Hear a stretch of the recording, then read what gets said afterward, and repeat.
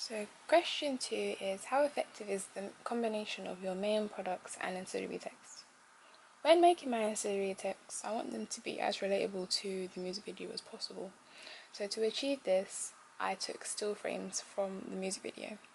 This way there was a very obvious connection between the two, and it makes the digipack and the magazine both related. When making my digipack, I focused on the font style, the images that I would be using, the song list, as well as other details such as the record label. So to begin with, the style of photography that I used was a close-up with a performance style imagery because I wanted to build intimacy between the audience and the artist.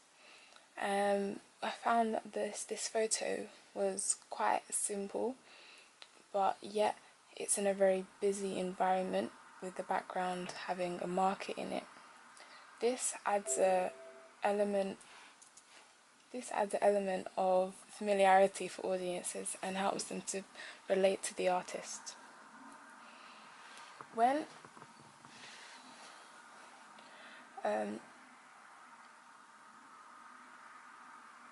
And I wanted the front of the album to be very simple, with just the name and the name of the artist and the name of the album.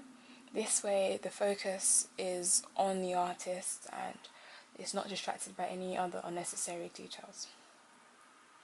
When choosing the font, I decided to go with serif style lettering because I felt this added more of a traditional aesthetic to the words.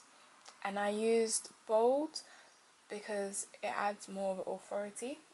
So together with the bold and the serif, it makes the artist have more status and seem more formal. The black background makes it easier for the words to stand out, and it draws your eyes to the name of the artist. On the back, I used a photo from the same style of performing. I used the same performance style photo with the same lettering for the names of the songs, and I used the same song list from the real album because it adds authenticity and it goes well with the theme of my music video. The record label is also there, as well as other details as well, and this was consistent with my inside of the digipack, where I also have the record label as well as the same lettering for the name, and the typography is consistent throughout. This helps the digipack to be fluid and easily identifiable as one product. So moving on to my magazine advert. When making my magazine advert, I wanted to apply the same principles as my digipack. To achieve this, I used a photo from the music video as well. This makes the artist look more friendly and welcoming because this is more of a smiley, informal photo than the other one, which was more austere and serious.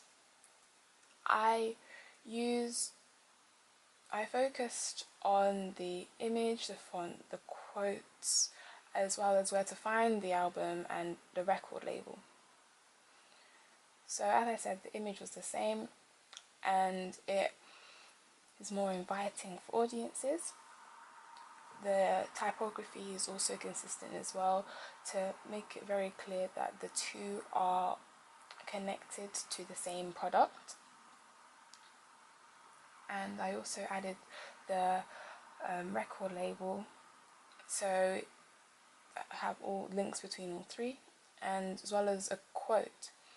I thought that adding a quote I feel like adding a quote from a well-known music magazine would promote the album to audiences because they would see that someone with status has liked it.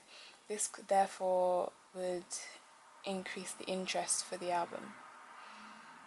And I added where the songs and the album was available. I decided to use iTunes and Spotify because my target audience of teenagers between 16 and 23 are more likely to download the album or get it on iTunes and Spotify rather than going into stores and buying a hard copy. This way, my marketing was directed for my audience.